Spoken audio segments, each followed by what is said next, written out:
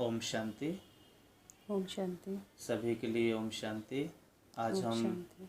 आज हम लोग फिर से इस चैनल पर एक नया अनुभव और नई एक विशेष दिव्य और एक पवित्र आत्मा के साथ इस चैनल पर आए हैं। तो आज हम आपको मिला रहे हैं इस मथुरा में बहुत अच्छे व्यापारी से, जिनका नाम है हमारी गुंजन बहन। हम चलिए गुंजन बहन से बात करते हैं। ओम शांति। ओम शांति। गुंजन बहन, आप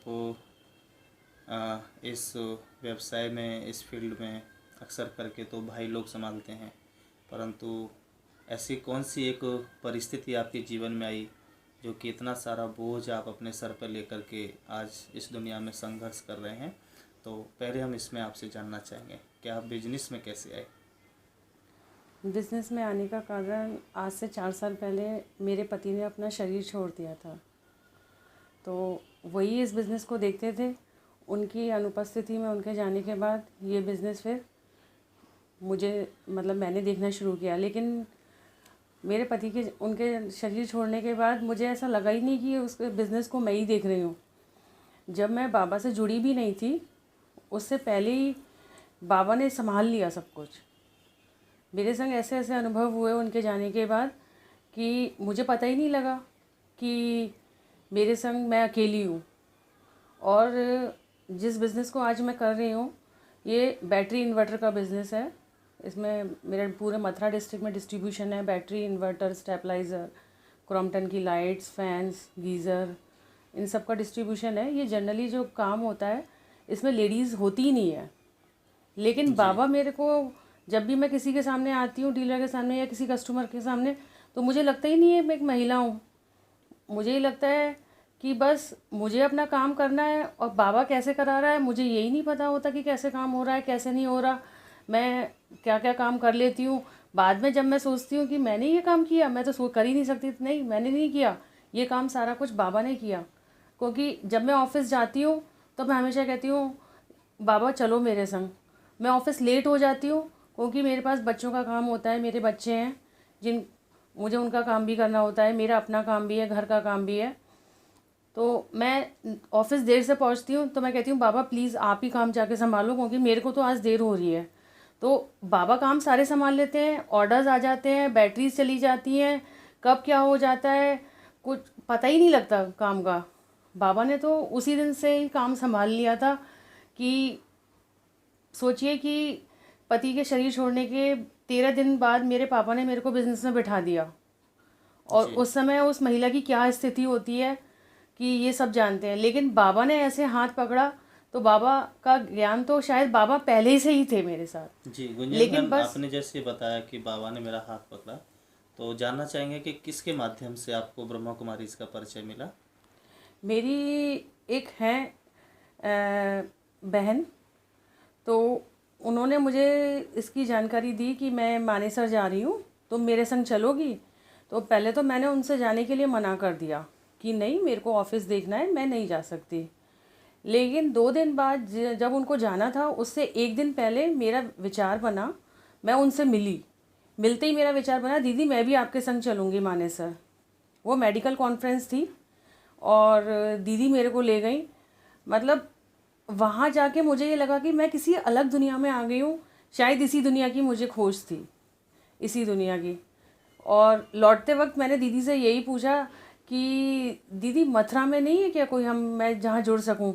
तो दीदी ने मेरे को सारे एड्रेस वगैरह दिए, और फिर भाई जी से मेरे को भाई जी का नंबर दिया, मनोज भाई जी का। और उस समय मैं बहुत परेशान रहा करती थी क्योंकि मेरे पति को गए हुए 1 साल हुआ था। तो मैं भाई जी से, जैसे ऑफिस से आके मैं परेशान बहुत होती थी, क्योंकि तब उस समय का टाइम अकेले का टाइम होता था और सारा दिन तो काम में बीत जाता था। मैं भाई जी को ही फ़ोन मैसेज करती थी, तो भाई जी मेरे एक एक मैसेज का जवाब देते थे। ऐसा लग रहा था कि बाबा मेरा आंसर दे रहे हैं। भाई जी बाबा के कुछ टॉपिक्स भेजते थे, तो मेरे को वो सब चीज़ पढ़कर, सुनकर फिर ऐसा अनुभव होने लगा, और अच्छा नींद आने लगी, लाइफ में अच्छे चेंजेस आने लगे। तो मेरे को फिर सेंटर आने का मौका मिला। मैं पहली बार अपने पापा के संग आई सेंटर, और यहाँ सेंटर आकर तो फिर मैं लगा कि हाँ, मेरे को कोई एक नई दुनिया मिल गई, कि बाबा ने जहाँ मुझे पहुँचना था वहाँ मुझे पहुँचा दिया।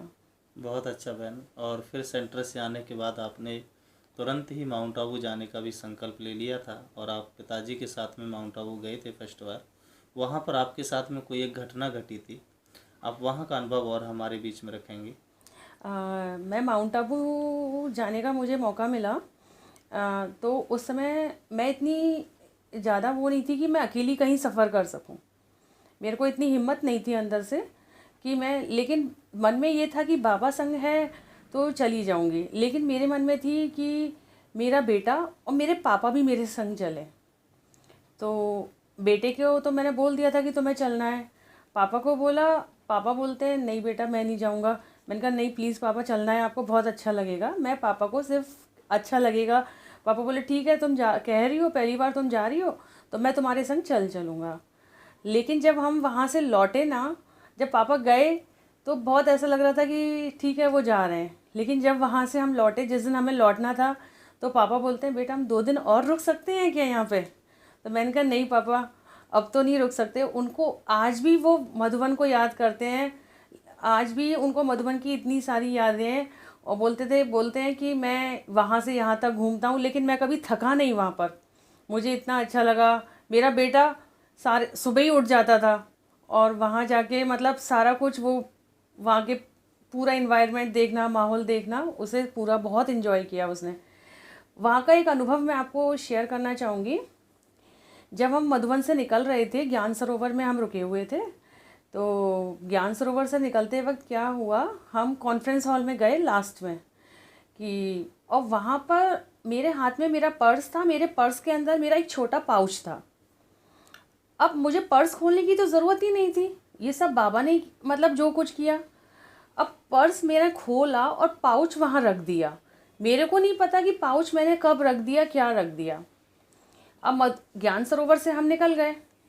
ज्ञान सरोवर से निकल के हम नीचे स्टेशन पे पहुँचे। स्टेशन पे क्या हुआ, मुझे पैसों की ज़रूरत पड़ी। मैंने अपना पर्स देखा, मुझे पर्स नहीं मिला, अपना पाउच उसके अंदर पर्स, उसमें लगभग मेरे 50,000 रुपये थे।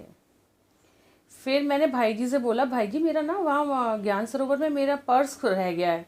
भाई जी ने उसी वक्त सब जगह फ़ोन किया कि लास्ट टाइम मैं कहाँ गई थी। मैंने कहा मैंने सब लास्ट टाइम मैंने शॉपिंग की थी और कॉन्फ्रेंस हॉल में गए थे तो वहाँ तो पर्स खोलने का कोई सवाल ही नहीं है। तो वहाँ भी सब जगह पूछ लिया, कुछ भी नहीं मिला। ये अनुभव इसलिए शायद बाबा ने करा, जैसे ही मैं ज्ञान सरोवर पहुँची ना, तो 2 बहन आपस में बात कर रही थी कि अगर यहाँ की बेंच पर आपकी एक पिन भी रह जाएगी ना, तो वो पिन भी आपके पास लौट के आ जाएगी, आपको मतलब खोएगी नहीं। तो ये चीज़ मेरे कानों में, दिमाग में उस समय बैठ गई थी। तो अब नहीं मिला, ठीक है, हम मथुरा आ गए। भाई जी ने सब जगह फ़ोन कर दिया। फिर क्या हुआ, वहाँ पे ज्ञान सरोवर में सबको पता लग गया था कि पर्स एक बहन का मथुरा से रह गया है यहाँ पर। तो कॉन्फ्रेंस हॉल की सफाई हुई। तो भाई जी को मैंने बोला था भाई जी लास्ट टाइम हम कॉन्फ्रेंस हॉल में ना राइट हैंड साइड की 3rd गेट से मैं बैठे थे, 4th बेंच पे, मैं 4th चेयर पे बैठी थी। तो भाई जी ने ये भी बता दिया, वहाँ पर सफाई की तो वहाँ मेरा पर्स मिल गया। पर्स मिल गया उसको, भाई वहाँ पे भाई ने कोरियर के लिए पैक भी करा दिया। लेकिन वो किस तरह करके पर्स कोरियर नहीं हुआ। एक भाई मथुरा से गए थे, वो लौट के 2 महीने बाद पर्स मेरे पास आ गया और एज इट इज़ पैसे मेरे सारे थे, मतलब एज इट इज़। उससे भी ज़्यादा खुशी पता है क्या हुई, बाबा के मेरे पास वो 2 महीने पर्स नहीं रखा ना, तो बाबा ने उसकी इंटरेस्ट भी दी मुझे। इंटरेस्ट ये दी कि जब जिस साल मैं गई थी उसकी नेक्स्ट दीपावली पे मधुबन से मेरे पास फ़ोन आया कि बहन आपके 7,500 रुपये और रह गए हैं यहाँ पे। अब मैंने कहा कि 7,500 रुपये भाई जी मेरे कैसे रह सकते हैं, मेरा तो पर्स पूरा आ गया। बोले नहीं 7,500 रुपये और हैं। अब मैंने कहा कि बाबा ने, हो सकता है कि वो मतलब, और बाबा ने वो 7,500 रुपये मेरे पेटीएम में ट्रांसफ़र उन भाई ने किए। इतनी खुशी हुई कि बाबा ने वो 2 महीने अगर पर्स मेरे पास नहीं पहुंचा तो उसकी इंटरेस्ट भी मेरे को दे दी। मतलब बाबा के घर से सही में एक पिन भी नहीं खो सकती। बहुत, इस अनुभव को सोच के मैं बहुत खुश होती हूँ। बाबा किसको कैसे संबोधित करती हैं। बहुत ही मतलब आपका जो अनुभव है सच में, ये हम लोगों को भी जब हम याद करते हैं तो वो बहुत ही एक सुखदायी अनुभव है। बहुत सुख फील होता है कि ये आँखों का देखा हुआ वो हाल है। आपको उस समय पता चला था कि तब हम निकल चुके थे मथुरा के लिए, तो कुछ कर भी नहीं सकते थे, बस सबको सूचना दी थी। परंतु उसके बाद जब भाई जी का ज्ञान सरोवर के जो सिक्योरिटी इंचार्ज बीके भाई हैं, तो ये सब उन्हीं की सेवा थी। उन्होंने उस हॉल के अंदर, यूनिवर्सल हॉल के अंदर जाके एक एक चेयर को देखना और उसके नीचे जा कर के देखना, कितनी मेहनत उन भाई जी ने की होगी। आप आइडिया लगा सकते हैं उसके अंदर कितनी चेयर हैं। एक एक के अंदर जा कर के देखना, फिर उस पर्स को ढूंढ के लाना, फिर उसे भेजना। और बहुत समय के बाद वही भाई जी कॉल करके बोलते हैं कि कुछ पैसे मेरे बिस्तर के नीचे रखे रह गए थे और मैंने उसमें रखना भूल गया था, ये अब सफाई करते समय निकले हैं, सो मैं इन सबको फिर से भेज रहा हूँ। तो बाबा की जो यज्ञ है, आप ही अभी जो आपने ये नाम दिया बार बार बीच में, बाबा शब्द, तो वैसे मैं तो आपसे ये जानना चाहूँगा, क्योंकि वहाँ तो उन भाइयों की जो त्याग तपस्या है, बाबा ने हम बच्चों को जो सिखाया है, वो तो प्रत्यक्ष में देखने को ये सब मिलता है, उसका प्रत्यक्ष प्रमाण है ये। परंतु आपने जो अपने अनुभव के बीच में बाबा शब्द जो बार बार कहा, आप यहाँ बाबा किन को कहना चाहते हैं? बाबा कौन है? बाबा शिव बाबा है।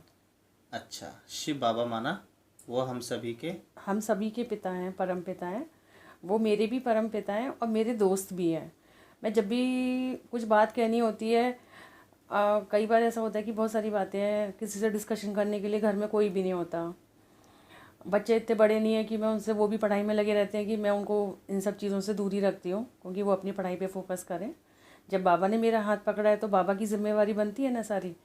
तो मैं बाबा को ही बोलती हूँ कि बाबा ऐसे ऐसे ऐसे हुआ है, मेरे को कुछ भी समझ में नहीं आ रहा, अब क्या करना है क्या नहीं करना। मतलब मैं अपनी मैंने डायरी भी मधुबन से लाई थी, मैं डायरी में भी लिख देती हूँ कि बाबा ऐसा ऐसा। मैं बच्चों से भी बोल देती हूँ, बच्चों तुम लोग भी मेरी डायरी ना पढ़ लिया करो, मैं बाबा को क्या क्या लिखती हूँ। तो पर बच्चे नहीं पढ़ते पढ़ते मना कर देते, मम्मी हमें नहीं पढ़ना।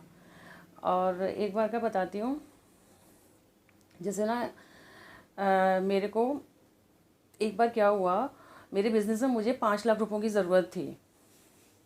ठीक है, मेरे को एक RTGS करनी थी बैटरी में। तो मेरे हाथ में सिर्फ 2 लाख रुपए थे। तो मेरे से एक जो हैं कंपनी वाले, वो बोलते हैं भैया होते ना तो भाभी पैसों का इंतज़ाम कर लेते थे, वो अपने दोस्तों से मंगा लेते थे। मैंने कहा देखो भैया, मेरे पास कोई दोस्त नहीं है भैया के, मेरे पास हैं सिर्फ शिव बाबा। अगर बाबा को करना है ना इंतज़ाम, मैं किसी से पैसा नहीं लूँगी, मेरा पैसा जो होगा वही आएगा। भैया रात भर मेरे को नींद नहीं आ रही थी, मेरे बच्चे बोल रहे थे कि मम्मी आज तो कोई गड़बड़ है, सो नहीं रही हैं। बच्चों ने खूब सुलाने की, बच्चों को आज भी वो दिन याद है। फिर बच्चों ने उस समय रात को तो मुझसे कुछ नहीं पूछा। सुबह क्या हुआ, मैंने 1-2 फ़ोन मिलाए, मैंने कहा चलो मैं फ़ोन मिला लेती हूँ 1-2 डीलर्स को, भाई लोगों को, शायद वो मेरे को दे दें पेमेंट। अब 2 लाख ही थे मेरे को करना था 5 लाख का RTGS। एक भाई को फ़ोन मिलाया, हाँ भाभी जी मैं अभी कर दे रहा हूँ आपको 1 लाख का RTGS। तो 1 लाख वो आ गया। एक भाई जी को और फ़ोन मिलाया, हाँ भाभी किसी को भेज दीजिए, मैं आपको 2 लाख रुपए दे दूँगा। बस हो गया 5 लाख। भाई इनके पास तो इनके दोस्त हुआ करते थे ना, मेरे पास तो मेरा बाबा दोस्त है। वो बहुत मेरा ही अच्छा। पैसा, बाबा का ही पैसा बाबा के बिजनेस में लगाना है। तो किसी के बाबा मेरे को किसी के आगे हाथ फैलाने ही नहीं देता, और उतना ही खर्च कराता है जितनी ज़रूरत है, वेस्टेज वाली कभी खर्च कराता नहीं, और किसी के आगे कभी हाथ फैलाने नहीं देता। बहुत अच्छा। तू मेरे लिए खर्च करके तो देख, तेरे कुबेर के भंडार ना खोल दूँ तो कहना। गीता में तो भगवान ने प्रतिज्ञा लिखी और लोग पढ़ते रह गए, परंतु यहाँ आपने वो जीता जागता उदाहरण सुना बहन से, और बहन ने वो प्रैक्टिकल कर अपने जीवन में दिखाया। बहुत अच्छा। और गुंजन बहन की भी एक विशेष अपनी जीवन की सेवा रही है कि सेंटर पर किसी भी चीज़ की ज़रूरत होती है, दीदी बोलते हैं और वो उनका हाँ जी का शब्द रहता है। कितना इतने बड़े सेंटर पर जितनी भी लाइट, इन्वर्टर, जो भी लाइट का सामान लगा है, आज तक उसका कोई हिसाब नहीं, कितने का लग गया होगा, गीजर हो, फैन हो, लाइट हो, कोई हिसाब नहीं। और बाबा ने भी उनकी मदद में कोई कमी नहीं छोड़ी। तो ये बहुत सुंदर अनुभव आप सभी के बीच में है। इसी के साथ आप सभी को ओम शांति, ओम ओम शांति। शांति, ओम शांति।